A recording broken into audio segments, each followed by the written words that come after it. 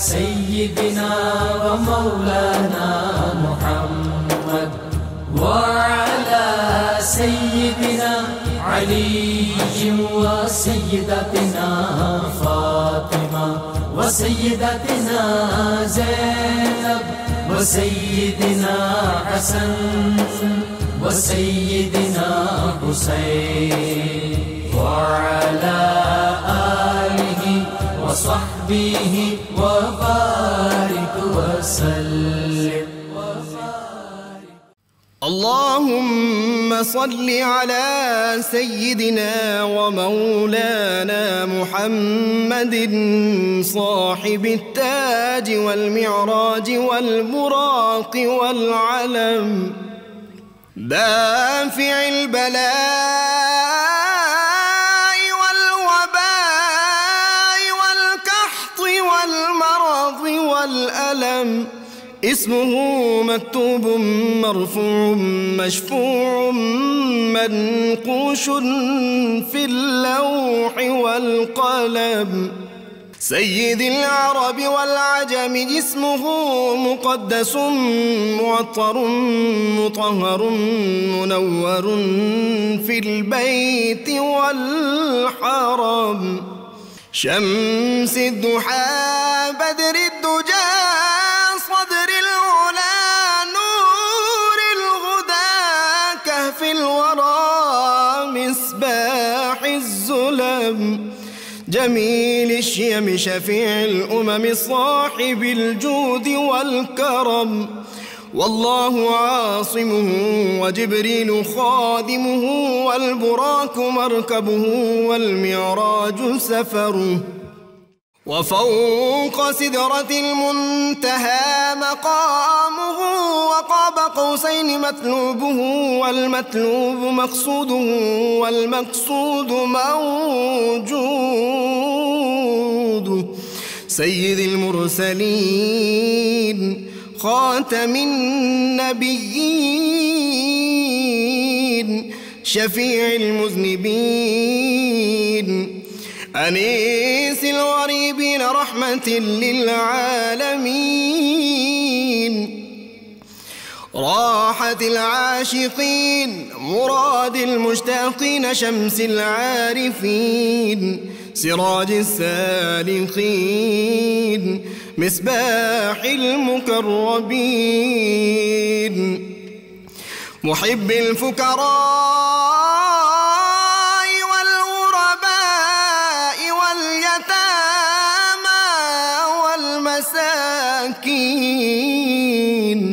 سيد الثقلين نبي الحرمين إمام القبلتين وسيلتنا في الدارين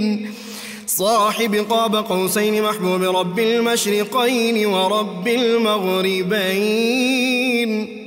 جد الحسن والحسين مولانا ومولى الثقلين سيدنا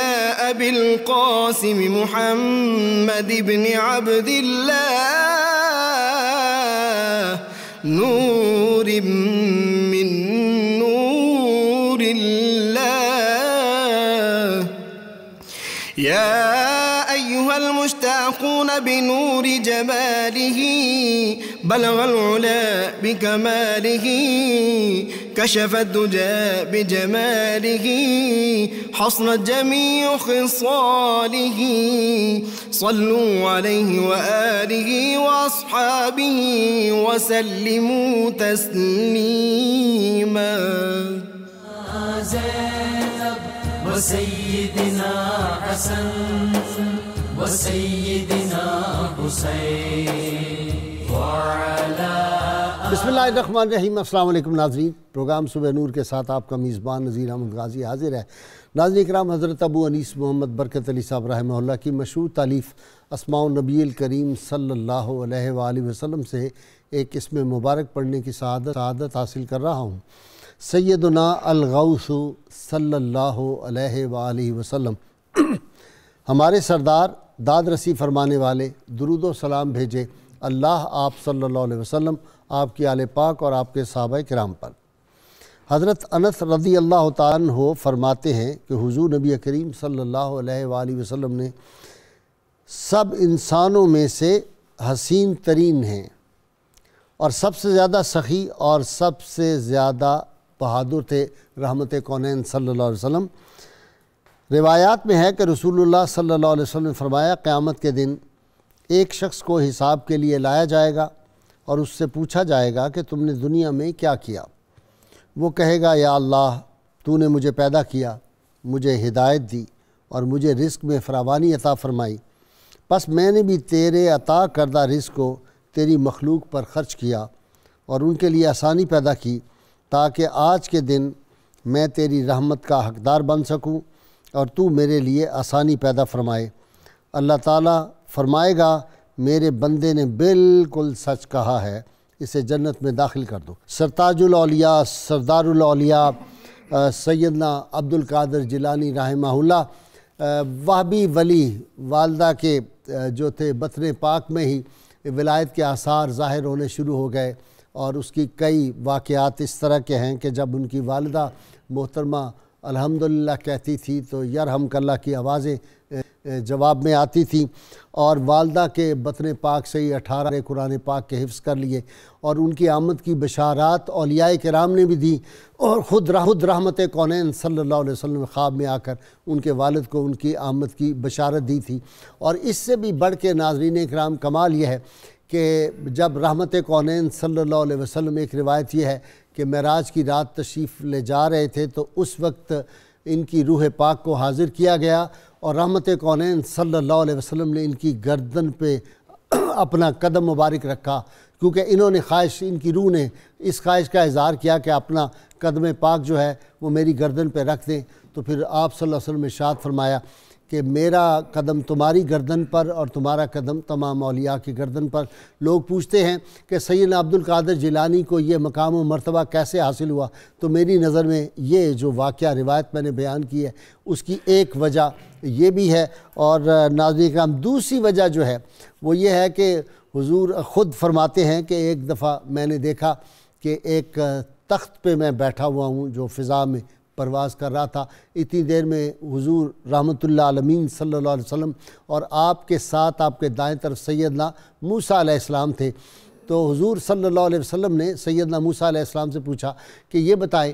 کہ آپ کی امت میں کوئی عبد القادر جیلانی جیسا تھا؟ تو انہوں نے جواباً فرمایا نہیں، میری امت میں تو اس پائے کا کوئی میرا امتی نہیں تھا۔ تو ناظرین کرام یہ ان کی عظمت اور رفعت، اور اس سے بھی ایک اور پہلو سے ان کی عظمت یہ ہے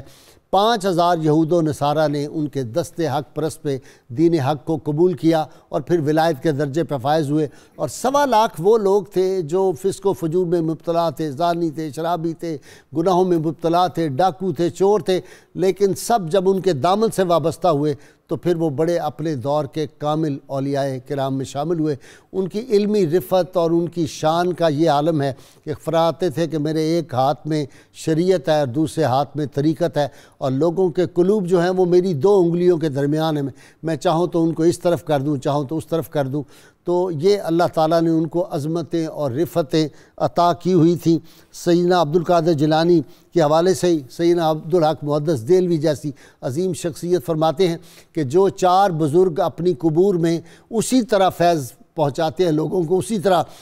فیض یاب فرماتے ہیں جس طرح اپنی ظاہری حیات میں تھے، ان میں سیدنا عبد القادر جیلانی اور معروف کرخی جو ہیں یہ بزرگ ہیں۔ تو ناظرین ہم آج سیدنا عبد القادر جیلانی کی کرامات، آپ کی عظمتیں، آپ کی رفعتیں، آپ کا علمی مرتبہ اور مقام کیا ہے، اور پھر یہ وہ ہستی ہے جب رحمت کونین صلی اللہ علیہ وسلم کے روضہ انور پر حاضر ہوئے تھے تو عرض کیا یا رسول اللہ صلی اللہ علیہ وسلم میں آپ کی اولاد پاک سے ہوں، آپ کا میں نواسا ہوں۔ پہلے دور سے سلام آپ کی بارگاہ میں عرض کرتا تھا، آج آیا ہوں جی چاہتا ہے کہ آپ اپنا دست اقدس عطا فرما دیں، میں اس کو بوسہ دوں۔ تو رحمت کونین صلی اللہ علیہ وسلم کا دست اقدس ظاہر ہوا اور آپ نے اس کو بوسے دیے۔ تو یہ سیدنا عبد القادر جیلانی کے جو مقامات ہیں اور آپ کے جو خطبات ہیں، اور پھر آپ کی مجلس پاک میں خضر علیہ السلام بھی آتے تھے، ملائکہ بھی آتے تھے، جنات بھی آتے تھے، اور شجر و حجر اور ہوائیں اور فضائیں جو تھیں وہ بھی اللہ نے ان کو ان کے تابع کر دی تھیں۔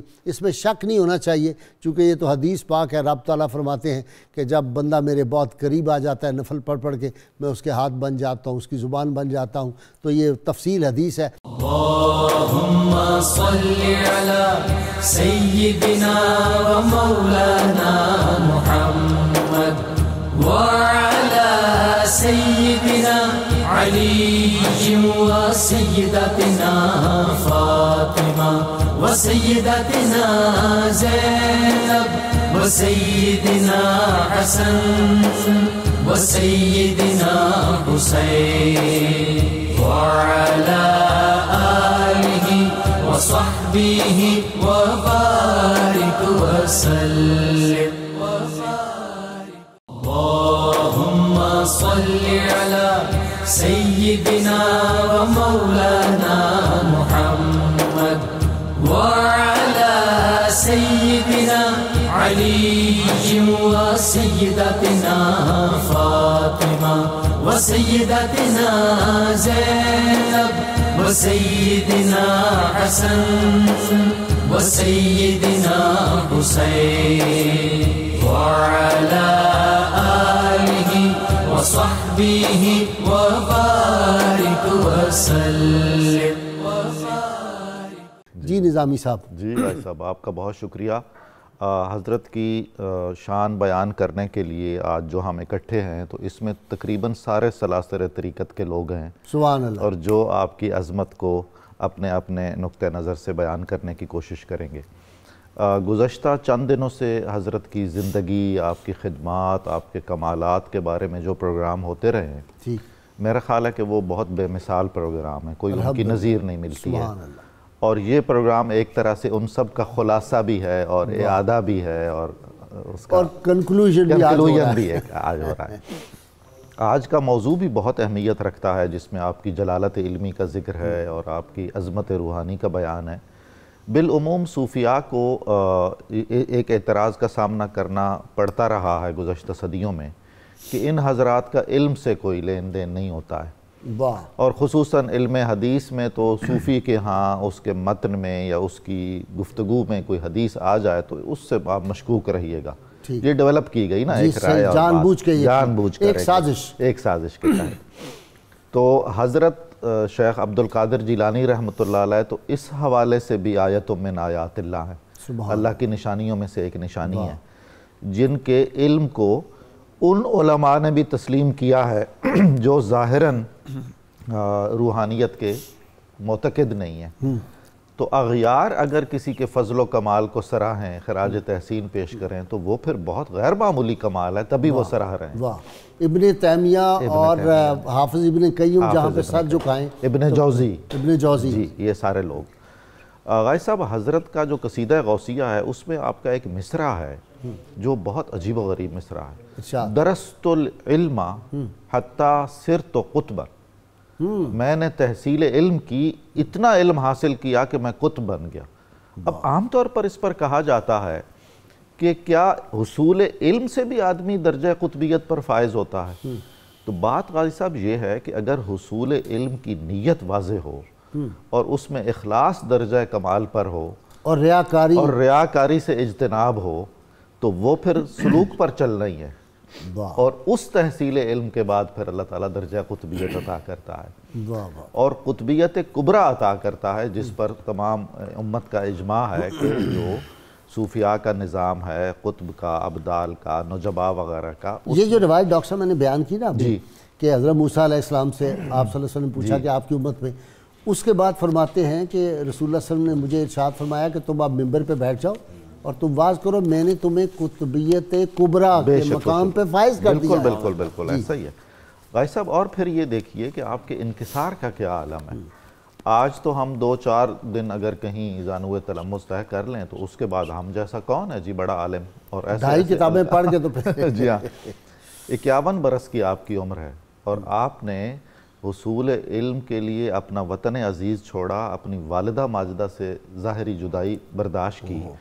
اور کتنے جتن کر کے حصول علم میں کامیاب و کامران ہوئے، اور پھر جب رسول اللہ صلی اللہ علیہ وسلم نے عالم مکاشفہ میں فرمایا کہ تم گفتگو کیا کرو، واعظ کیا کرو، نصیحت کیا کرو، تو آپ نے فرمایا یا رسول اللہ صلی اللہ علیہ وسلم میں تو عجمی آدمی ہوں، اور بغداد میں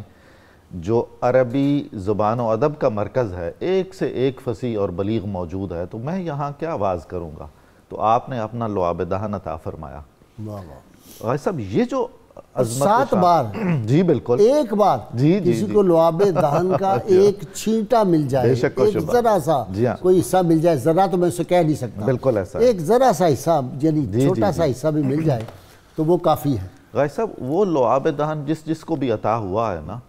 اس کے کلام میں آب حیات کی تاثیر پیدا ہوئی ہے، اور اس نے مردہ دلوں کو اور تاریک ذہنوں کو اجلا کیا ہے۔ ڈاکٹر صاحب وہ جو لکڑی کا میں ذکر کرتا ہوں، میں تفصیل تو نہیں بتاتا، پرسوں کا واقعہ ہے کہ ایک خاتون جو تھی وہ ایک ہاسپٹل میں، وہ کیا اس کو کہتے ہیں جو آخر پہ وہ لگا دیتے ہیں سانس، وینٹیلیٹر پہ تھی، تو ڈاکٹر سے وہ اس کا جو میرا ایک شاگرد وہ پانی لے کے گیا آپ صلی اللہ علیہ وسلم کے لعاب دہن والا، تو انہوں نے کہا نہیں اس کے اندر کوئی چیز نہیں جا سکتی، اس نے کہا کسی طرح آپ وہ خوراک کی جو نالی ہے اس میں ایک پانی کا چھوٹا سا بھیج دیں حصہ، تو وہ کہتے ہیں کہ ڈراپر کے ساتھ انہوں نے پانی ڈالا، وہ خاتون کل اپنے گھر آ گئی۔ سبحان اللہ سبحان اللہ۔ اور وہ حیران ہے اس بات سے۔ میں نے کہا رسول اللہ صلی اللہ علیہ وسلم کے جو معجزات ہیں وہ قیامت تک ہیں، اس کو سمجھنے کی ضرورت ہے۔ رسول اللہ صلی اللہ علیہ وسلم تو جامع معجزات انبیاء ہیں، تو جو حضرت عیسیٰ میں دم مسیحائی تھا وہ رسول اللہ صلی اللہ علیہ وسلم کی ذات بابرکات تو کیا آپ کے آثار میں بھی منتقل ہوا۔ غازی صاحب جو خاتم الانبیاء ہے وہ جامع کمالات انبیاء ہے، بالکل منطقی طور اور امام الانبیاء ہے۔ جی آپ کی طرف آ رہا ہوں قادری صاحب جی، بسم اللہ الرحمن الرحیم۔ آپ کا تو حدیث کا شعبہ ہے، آپ شیخ الحدیث ہیں، چلے حدیث کے حوالے سے آپ کچھ۔ جی میں عرض کرتا ہوں نا جی، جیسے کہ ابھی آپ نے ارشاد فرمایا کہ لکڑی کے حوالے سے یا ایک ڈراپر کے ایک ڈراپ اندر چلا گیا اور اس سے وہ صحت یاب ہو گئی،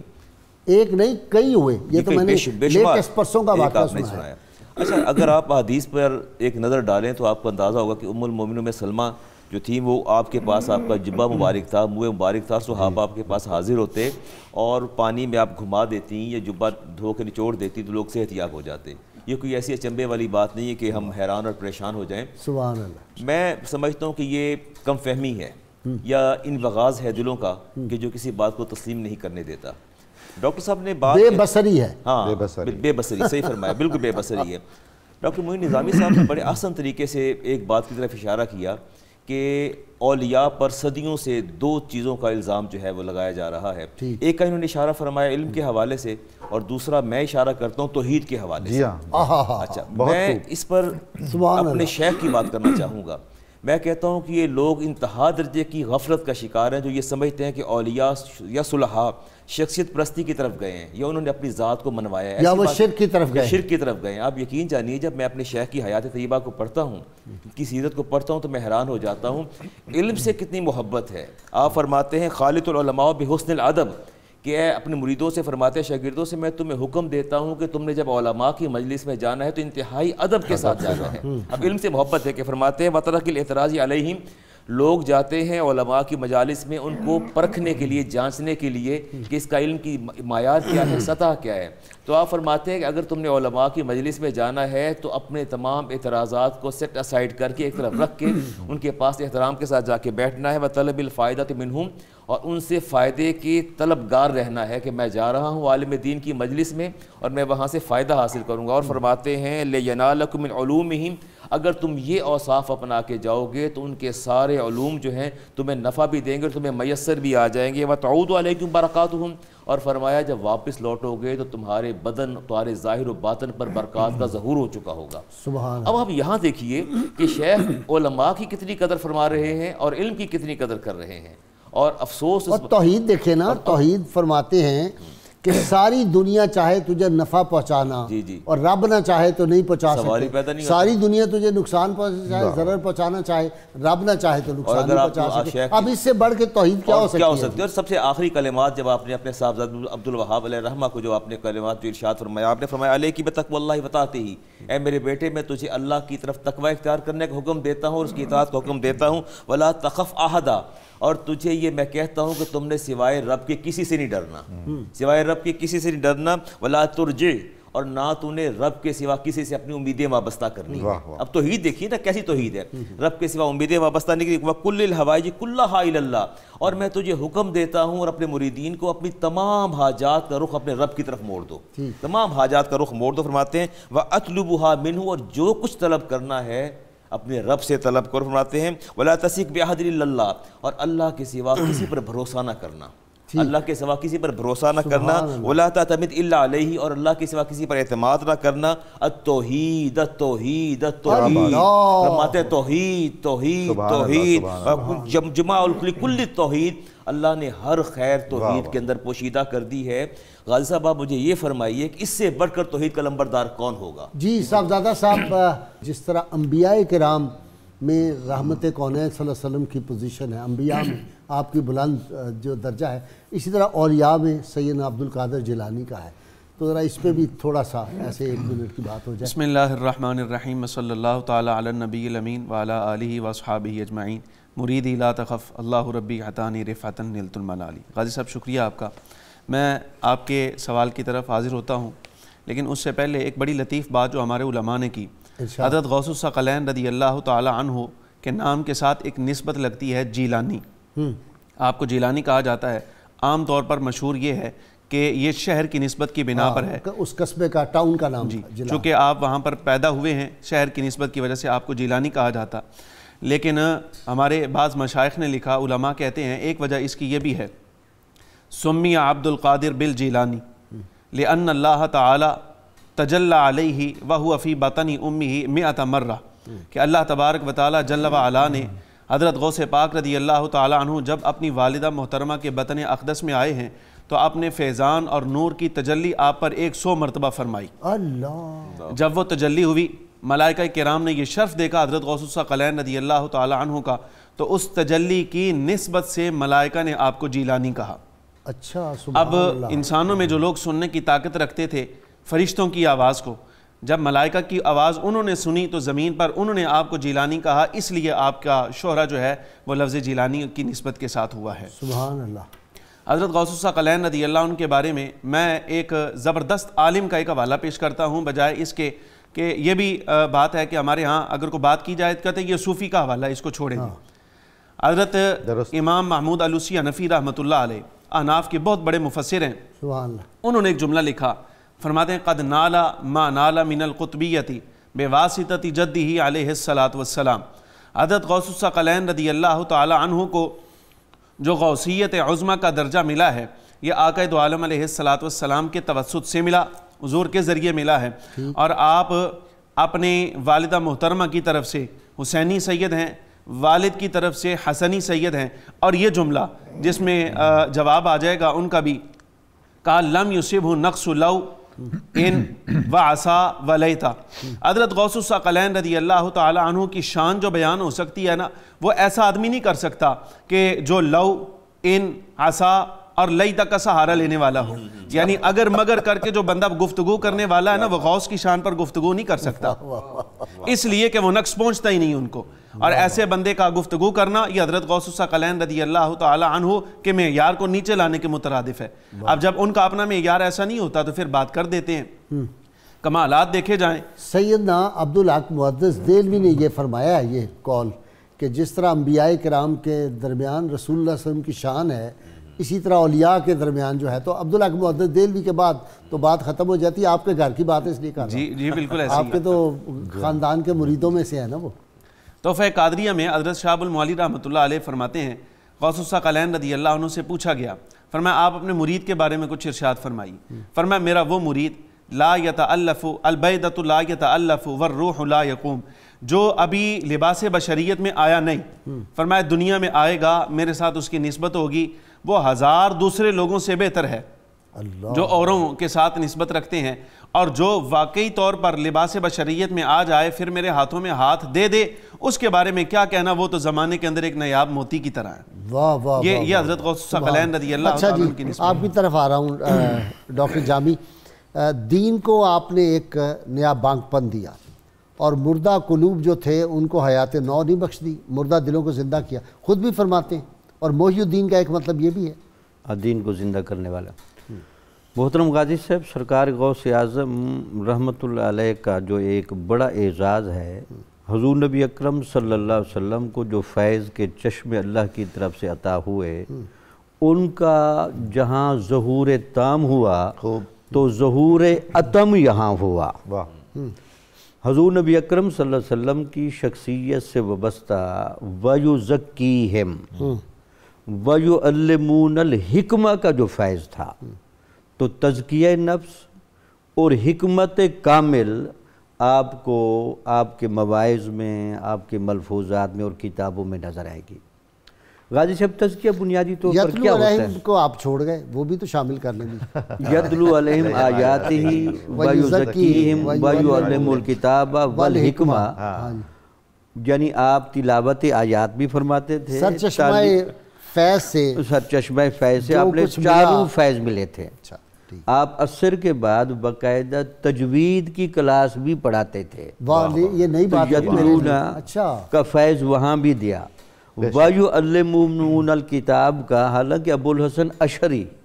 یہ ابو الحسن ندوی ان علماء میں سے ہیں جن کو عام طور پر بعض لوگ تصوف کے بہت محتاط لوگ میں سے گنتے ہیں۔ صحیح بات۔ وہ بھی کہتے ہیں کہ ان کی جو دیکھیں تدریس،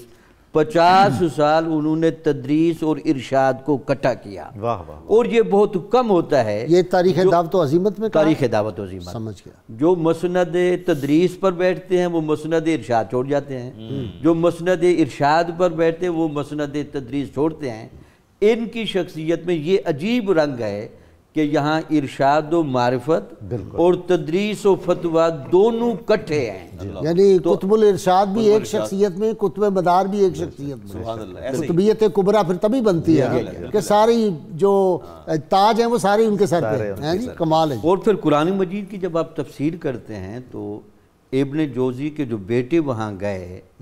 تو وہ جا کر جو صورتحال دیکھی کہ آپ کے سامنے قاری نے قرآن کی آیت پڑھی تو آپ اس کی تفسیر کرتے گئے، مصادق اور ان کے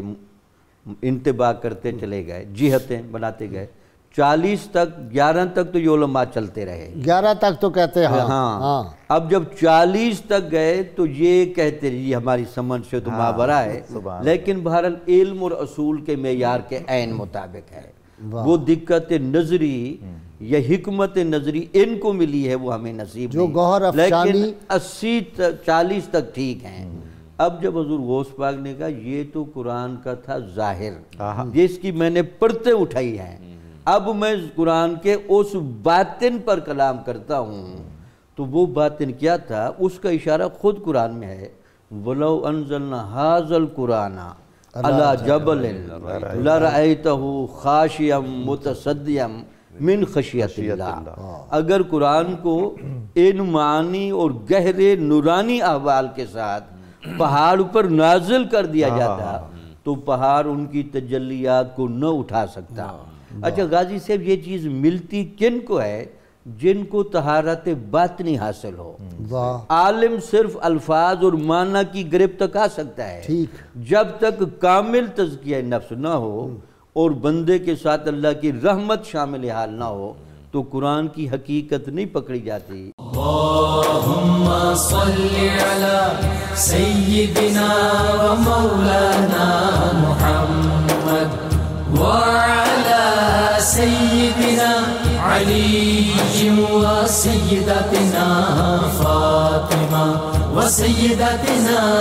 زینب و سیدنا حسن و سیدنا حسین وعلی آلہ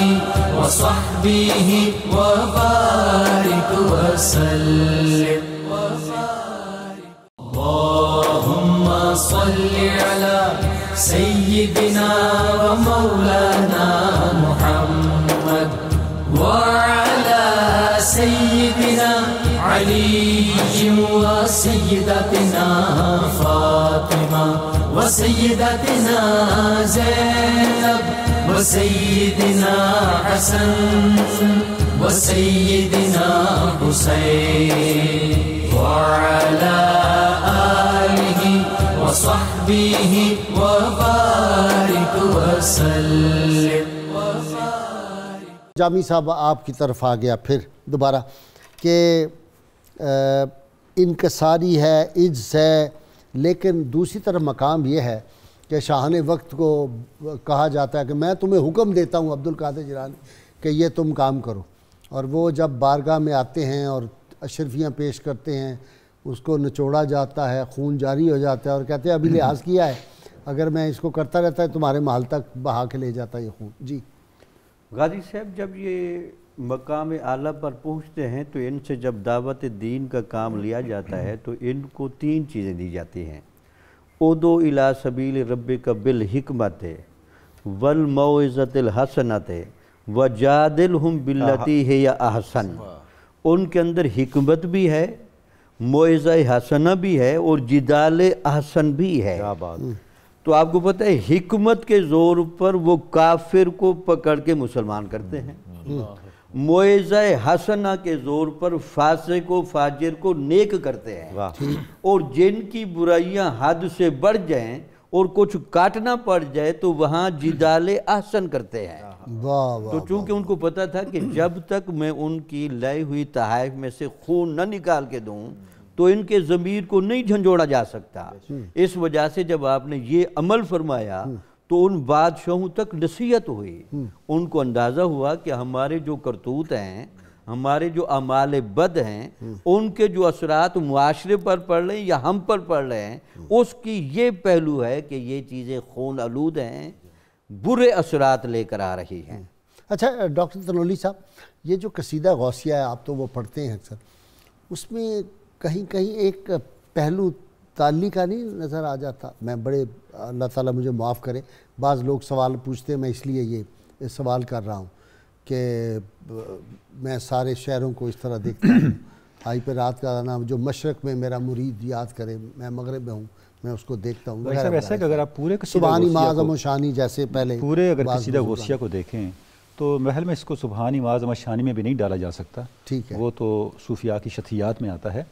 कसीदा गौसिया का अगर आप पूरा मुताला फरमाएं, बाई बुस्तामी का वो कॉल मैं कह रहा हूँ, जी बिल्कुल बिल्कुल उस तरह की ये बात। जी भाई साहब, इसलिए मैं अर्ज़ कर रहा हूँ कि वो शथियात सूफिया है, ठीक है, जिसको उन्होंने जब वो हाल में लौटे तो फिर नहीं कहा, वो इस पर बड़ी चीज़ें मौजूद हैं। लेकिन कसीदा गौसिया तो हज़ूर गौस सकलैन का एक बाकायदा कलाम है, ठीक है। जब आप इसको कुल के तौर पे पढ़ेंगे ना, फिर इस तस्वर की नफ़ी हो जाती है। इसमें आप क्या फरमाते हैं? आप फरमाते हैं लिकुल्ल वलियुन लहु कदमुन व इन्नी अला कदम नबी बदरुल कमाली। हर वली किसी न किसी नबी के कदम पर है और मैं ज़ात रिसालत माप के कदम मुबारक पर हूँ जो बदर कामिल हैं, जो माह तमाम हैं। अब गाई साहब, ये जो अब देखें, ये तो पूरा सिलसिला कादिया का तारफ़ है। अच्छा, कैसे? जितने भी सलासिल हैं गाई साहब, वो इंसानी तबीयत को राह राक पर लाने के लिए एक निज़ाम है। कोई सिलसिला तरीक़त ऐसा है जो आपके अमल को एड्रेस करता है, जब वो अमल को एड्रेस करता है तो ये मूसवी निस्बत के तहत आगे चलता है। कोई ऐसा सिलसिला तरीक़त है जो आपकी फ़िक्र को एड्रेस करता है, ये निस्बत इब्राहिमी के तहत चलता है। कोई ऐसा सिलसिला है जो आपके जज्बे को एड्रेस करता है, जज्बा इश्क के तहत आपकी शख्सियत को, जज्बे का पहलू उसको ठीक करता है, ये निस्बत ईस्वी के तहत चलता है। जितने सलासिल तरीक़त हैं वो इन 3 निस्बतों के अंदर मुनक़सिम हैं। लेकिन जब इनकी जामियत बनती है तो सिलसिला आप सल्लम की निस्बत मोहम्मदी तय पाती है, जिसका मज़र हज़ूर गौस सकलैन और आपका सिलसिला तरीक़त है। साहबजादा ज़ैनुल आबिदीन, आपसे एक सवाल बड़ा हम लोगों ने पूछा, ये 11वीं शरीफ की जो लंगर है, 11वीं शरीफ का ये जो ख़त्म शरीफ कराया जाता है, ये खाने पीने का ये हज़रत गौस सकलैन रज़ी अल्लाह अन्हु का फैज़ान ही समझता हूँ, मैं इस पर बात करना चाहता था तो आपने सवाल कर दिया मेरे से। ये आपका कश्फ है या मेरा है? बीच में तो मैं हूँ, बीच में ये हम सब पर हज़रत गौस सकलैन रज़ी अल्लाह अन्हु की ख़ास निगाह है। हम ये कहें, अगर कोई बंदा ये कहे कि ये आज के दौर की इजाद है और ये सिर्फ खाने पीने के बहाने हैं, इंतहाई गलत बात है। इसलिए कि अल्लाह तबारक व तआला जल्ल व अला ने हज़रत गौस सकलैन रज़ी अल्लाह उनकी शख्सियत को ऐसा बनाया है कि हम तो अपने ज़माने के लोगों को देख रहे हैं। हज़रत गौस पाक रज़ी अल्लाह तआला के ज़माने में, ये भी एक हम्बली आलिम ने लिखा, 10वीं सदी हिजरी के वो आलिम हैं, कहते आप तो आज ये सोच रहे हैं ना कि उनके इसाले सवाब के लिए फातिहा करवानी है या नहीं, लेकिन उस ज़माने में अगर चले जाओ तो जिस वक़्त जामे मस्जिद में जुमा के दिन आप दर्स के लिए बाहर निकलते थे तो लोग दोनों तरफ कतार बना के खड़े होते, ہیبت اور جلال کی وجہ سے قریب کوئی نہیں آتا تھا، بس جیسے جیسے آپ گزرتے جاتے تو دائیں بائیں کے لوگ ہاتھ اٹھا کے دعائیں کیا کرتے، اللہ حضرت غوث پاک کے وسیلے سے میری فلاں حاجت کو قبول کر لے۔ اور فرمایا کہ حیات ابن قیس حرانی نے یہ بات کہی، جس زمانے میں ہم جی رہے ہیں یہاں سے لے کر قیامت تک اللہ تبارک و تعالیٰ جل و علا بلاؤں کو دور کرے اور بارش نازل فرمائے اور ہر مشکل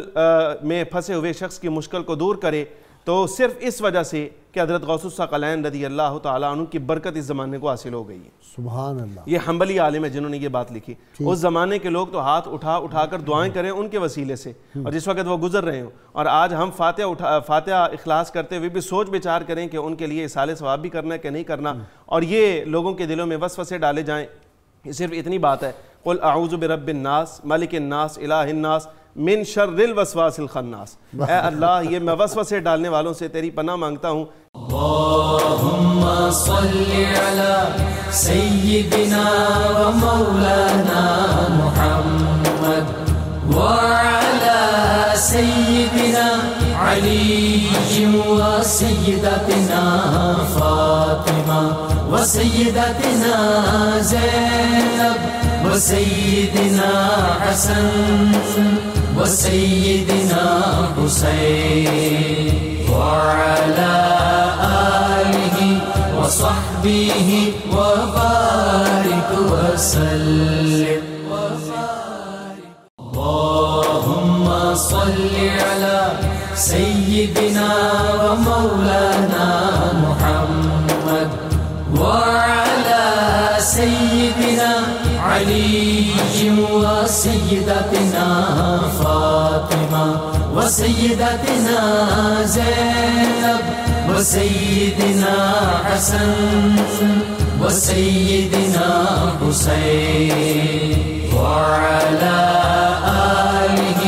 وصحبه وبارك وسلم۔ علامہ صاحب آخری پیغام، سر میں آخری پیغام یہ دینا چاہوں گا، شیخ الحدیث کا پیغام قوم کے نام۔ میں قوم کے نام یہ پیغام دوں گا، امام احمد رضا خان بریلوی رحمۃ اللہ تعالیٰ علیہ کا پیغام۔ آپ سے خاتون نے سوال کیا کہ میں ہر 11ویں پہ 1.5 من چاول دیتی ہوں، لیکن میرے گھر کے ساتھ ایک متصل مدرسہ بن گیا ہے، وہاں بچے پڑھتے ہیں، دین کا علم حاصل کرتے ہیں، وہ مولانا مجھے کہتے ہیں کہ تم چاول مجھے دے دیا کرو، تو میری تو نظر نیاز رہ جائے گی، 11ویں رہ جائے گی۔ آپ نے فرمایا میری بات سنو، تم ہر مہینے 11ویں کو 1.5 من چاول مدرسے میں دو۔ امام احمد رضا کا وجدان یہ کہتا ہے کہ تمہیں اللہ تعالیٰ 1400 گنا زیادہ اجر عطا فرمائے گا، اور ساتھ تمہاری 11ویں بھی ہو جائے گی، غوث پاک سے زیادہ خوش ہوں گے، تو علم کو پسند کرتے تھے، علم کا ابلاغ انہوں نے فرمایا وہ بھی خوش ہو جائیں گے، اللہ بھی راضی ہو جائے گا، اور نظر نیاز تمہاری 11ویں کی نظر نیاز بھی ہو جائے گی۔ یہی میرا پیغام ہے، یہی میری فکر ہے۔ بہت اعلیٰ پیغام آپ نے دیا، آپ کا بہت شکریہ جی، میرے سارے پینل کا، دائیں طرف والوں کا، اور ادھر بیٹھے ہوئے سب میں اصحاب الیمین اصحاب الشمال، میں نے یہ کہنا دونوں اطراف میرے دونوں دست و بازو ادھر سے دیکھیں گے تو وہ یمین ہوں گے اور ادھر یسار ہوگا۔ تو ماشاءاللہ ان کا بہت شکریہ۔ ناظرین کرام، کتاب الشفا سے جی نسخے کا وقت ہو گیا۔ روحانی ترقی کا یہ وظیفہ ہے، جو شخص ہر فرض نماز کے بعد 11 بار سورہ فاتحہ کی تلاوت کا معمول بناتا ہے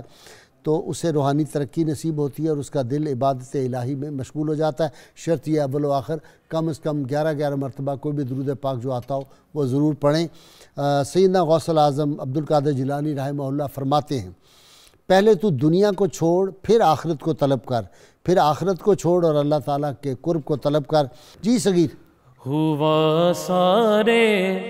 زمانے میں، ہوا سارے جہاں میں بول بالا غوث اعظم کا، ہوا سارے جہاں میں بول بالا غوث اعظم کا، حقیقت تو یہ ہے رتبہ ہے اعلیٰ غوث اعظم کا، حقیقت یہ تو ہے رتبہ ہے اعلیٰ غوث اعظم کا۔ شریعت کے گلستان میں، طریقت کے دبستان میں، شریعت کے گلستان میں، طریقت کے دبستان میں، جدھر دیکھو اجالا ہی، جدھر دیکھو اجالا ہی اجالا، غوث اعظم کا ہوا سارے جہاں میں بول بالا، غوث اعظم کا رموز معرفت سب منکشف ہو جائیں گے اس پر، رموز معرفت سب منکشف سب ہو جائیں گے اس پر، پڑے گا جو تصوف پر مقالہ غوث اعظم کا، پڑے گا جو تصوف پر مقالہ غوث اعظم کا، صداقت میں، سخاوت میں، ریاضت میں، عبادت میں، سخاوت میں، صداقت میں، سخاوت میں، ریاضت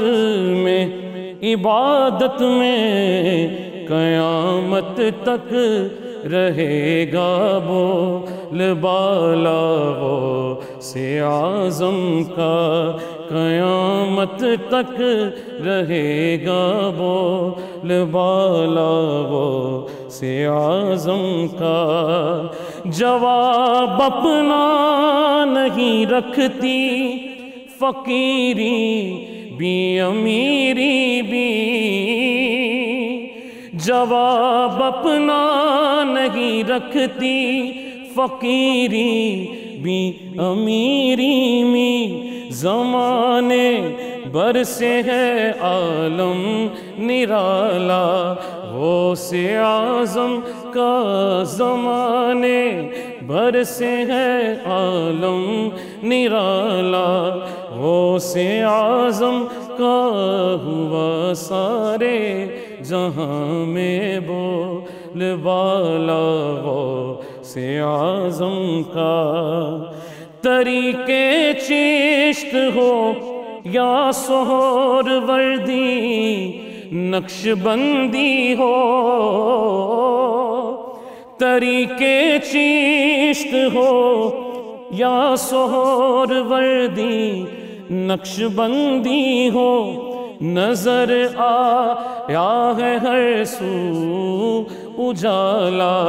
غوث اعظم کا، ہوا سارے جہاں میں بول بالا غوث اعظم کا، نبی کا نور فیض فاطمہ کا کیوں نہ ہو وارث، نبی کے نور کا فیض فاطمہ کا ہونا کیوں وارث، علی مرتضیٰ ہے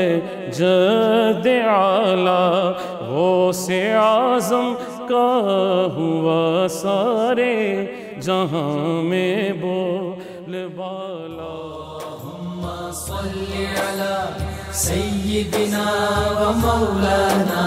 محمد وعلى سيدنا علي وسيدتنا فاطمة وسيدتنا